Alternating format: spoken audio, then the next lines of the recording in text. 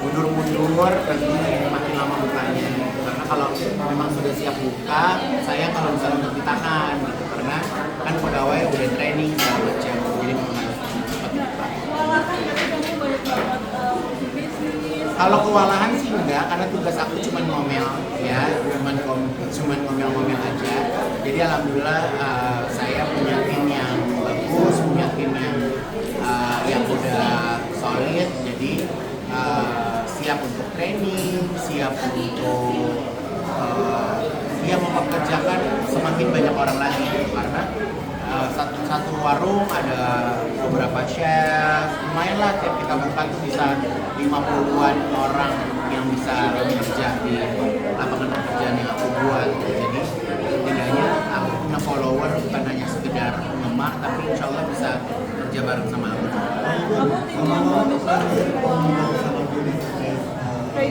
Gak pernah komunikasi sama Billy.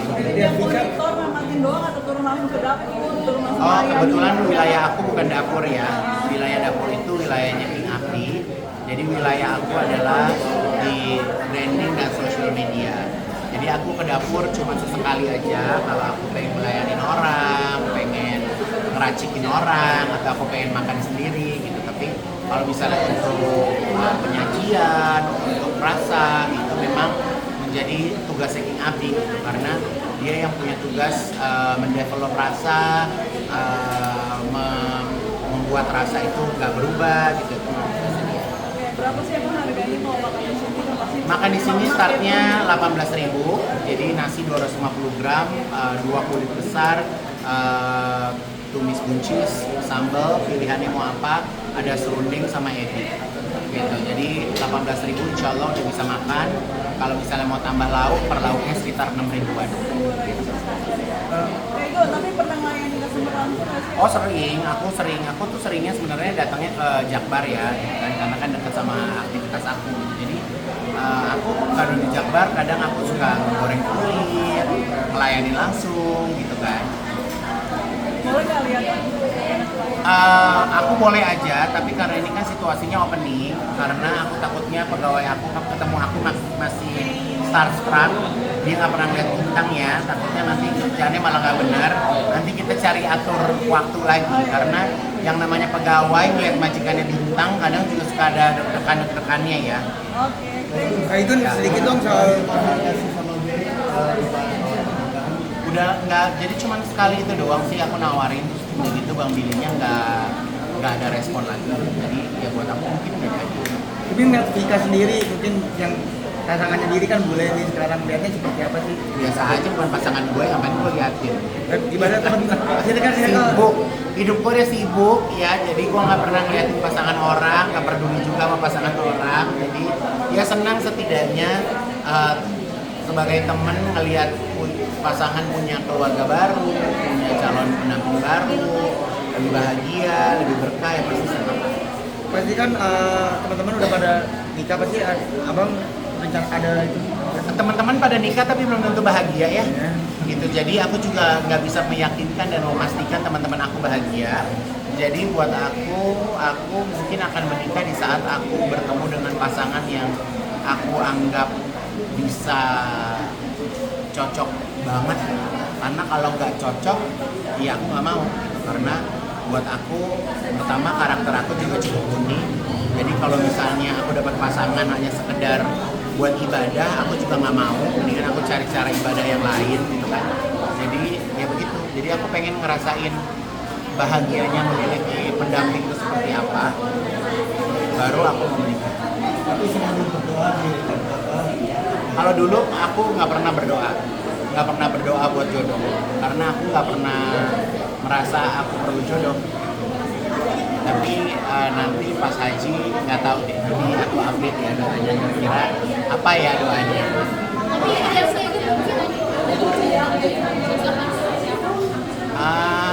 Ya kalau cari sosok seperti apa, pasti saya 43 tahun ngelihat orang beraneka ragam ya, beraneka ragam karakter orang, bentuk badan, semua udah pernah lihat.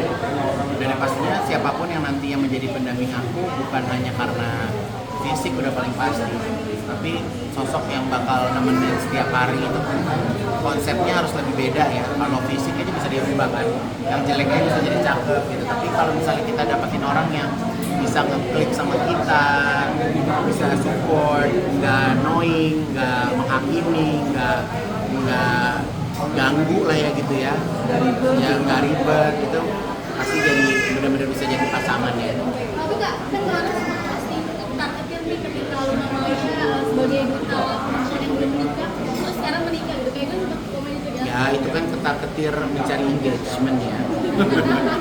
Sebenarnya nggak sih, aku orangnya juga bukan tipe orang yang latahan.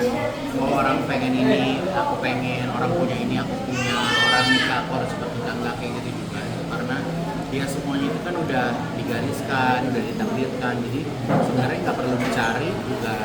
Kalau waktunya udah tepat ya tepat aja sih. Tapi ada nggak sih perasaan itu kalau namanya udah nikah nih, katanya bilang Opi Lukman nih, kata kayak gitu. Oh ya itu kan part of postingan aja sih.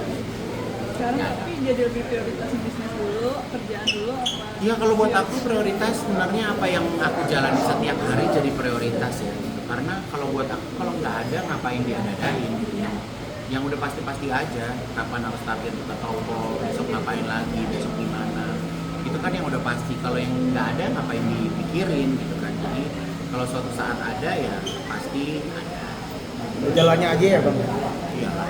Kayak gue soal bisnis seperti apa sih nih, buka cabang lagi dan Ya kalau aku sih konsepnya insya Allah ini menjadi sebuah usaha yang bisa terus berkembang.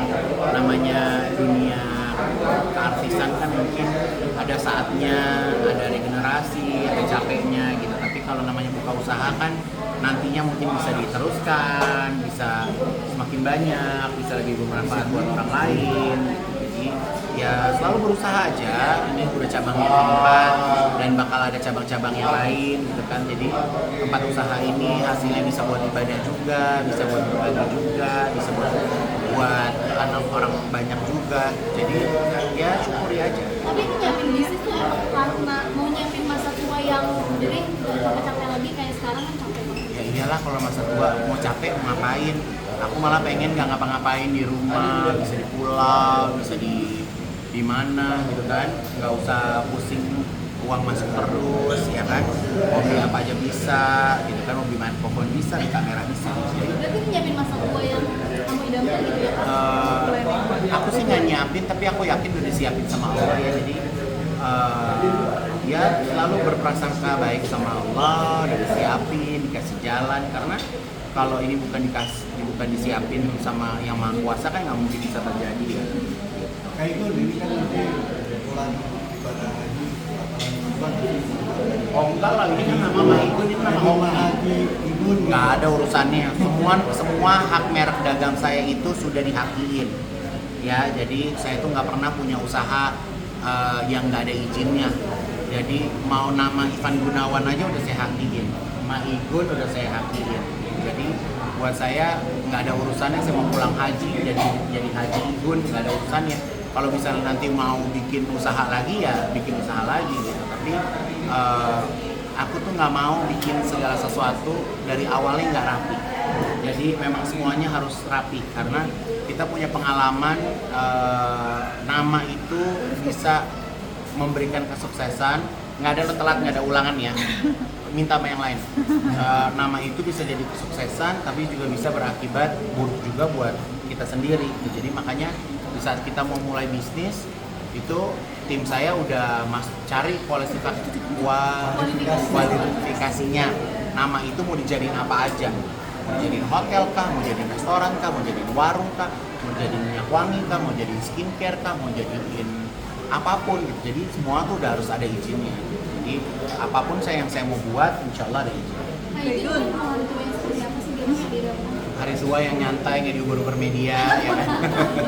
Bisa hidup di mana aja, bisa terbang kapan aja, bisa ya pengennya gitu aja sih. Kalau Enjoy. kita mau pindah ke Dubai kata pengen Insya Allah dalam waktu dekat, tungguin aja. Kayak gitu dalam berbisnis kan pasti kan ada jatuh bangunnya, kamu harus bayar karyawan segala macam. Itu sendiri kamu udah siapin maksudnya resiko. Kalau misalnya gitu dalam kan. hidup itu kan pasti ada resiko ya. Kadang kalau misalnya kita nggak punya uang, kita harus tetap bayar gaji, itu semua dijalanin aja.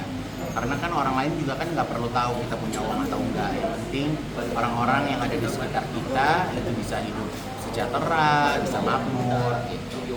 Oh, berarti udah nanti ke Dubai juga setelah ini? Udah nungguin aja ya, apakah gua ke Dubai, apakah gua ke Tanjung Priok ya, udah banyak Kristina, apa gua kemana, liatin aja ya. Itu in progress diet seperti apa? Diet ini udah beberapa hari belum nimbang ya, semoga ini kan dokter Cici di Sunter juga ya, semoga berat badan juga turun. Tapi sekarang sih memang semakin padat, kayaknya memang enggak banget kayak diet kayak minggu kemarin, jadi pengen maintain aja gitu karena aku nggak mau takut kecapean, takut ngedrop juga karena di butik aku ini lagi kayak sakitnya gantian gitu, ada yang satu sakit besok apa gitu, jadi aku pengen aku terus fit supaya beberapa hari lagi ke depan tuh aku benar-benar sehat. Karena pas kondisi haji kita nggak pernah tahu ya, ada orang dari Afrika, dari mana dengan background penyakitnya masing-masing kumpul jadi satu gitu. Jadi pengennya nanti berangkat dalam keadaan sehat. Udah ya, bosan. Ada Bye. goals nggak? Ada goals nggak? Ada. Igun,